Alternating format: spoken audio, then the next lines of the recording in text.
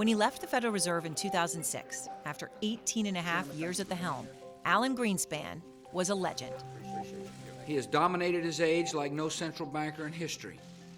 First appointed Fed chairman by President Reagan, Greenspan oversaw some of the market's most tumultuous times. Just 2 months into the job, on October 19, 1987, the U.S. stock market crashed, plunging 22% in one day, Black Friday. Greenspan was credited with reassuring investors, and later helped steer the U.S. economy through an Asian financial crisis, the dot-com bubble implosion, and the September 11th terror attacks. But after he left the Federal Reserve and the subprime mortgage meltdown threatened to collapse the world economy, some praise turned to blame. Critics said Greenspan's policy of low interest rates fueled the housing bubble and argued that he failed to rein in risky mortgage lending. Do I like people making unkind remarks about me or my colleagues or things? Of course I dislike it. But that doesn't make it true. And the fact that other people have misunderstandings of how the world works, I'm not going to fret about that. It's not my job. Do you solemnly swear? Called before Congress in 2008, Greenspan didn't admit fault, but acknowledged the free market let him down.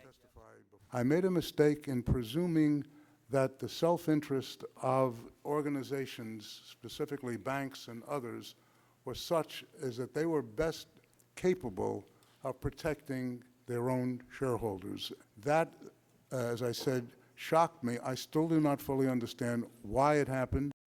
Born in 1926 in New York, Greenspan first pursued a career in music, touring with a swing band before giving it up to study economics. Looking back in retrospect, I kept taking the right path all the time and ending up where I never expected to be. He became a consultant on Wall Street, later advising Presidents Nixon, Ford, and Reagan. Hello, everybody.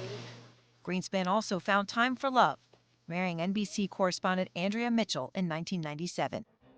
As Fed chief, his words were carefully chosen and often Sphinx-like, but he always moved markets.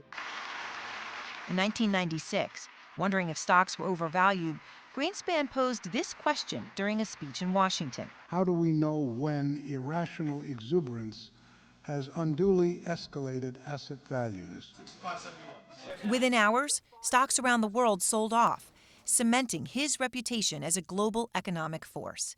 The testimony you are about to provide. In 2010, Greenspan himself offered this assessment of his career in public service. I was right 70% of the time, but I was wrong 30% of the time, and there are an awful lot of mistakes in 21 years.